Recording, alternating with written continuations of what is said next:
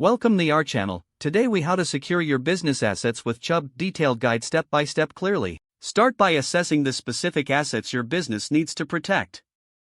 Identify both tangible and intangible assets, such as property, equipment, and next, evaluate the potential risks associated with these assets.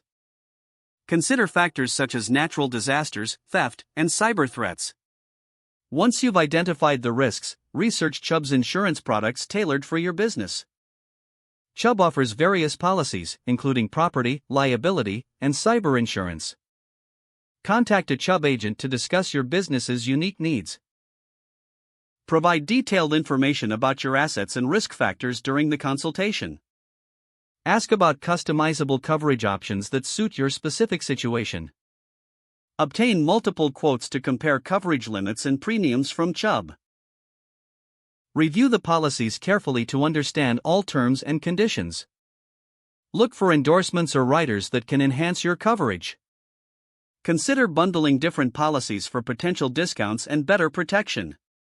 Complete the application process by providing any necessary documentation. Once your policy is in place, regularly review and update your coverage. Assess any changes in your business assets or risk exposure. Maintain a good relationship with your Chubb agent for ongoing support. Keep records of your insured assets and any relevant policy documents organized. Lastly, establish a risk management plan to mitigate risks in the first place. Implement safety measures and staff training to reduce the likelihood of asset loss. By following these steps, you can effectively secure your business assets with Chubb. If the page does not load, refresh the browser or try again in a private or incognito window. Make sure you are using the correct email address, then retype it carefully to avoid small typos. If your password is not accepted, use the reset option and create a new strong password you can remember. Check your spam folder for verification or security emails, then complete any requested confirmation steps.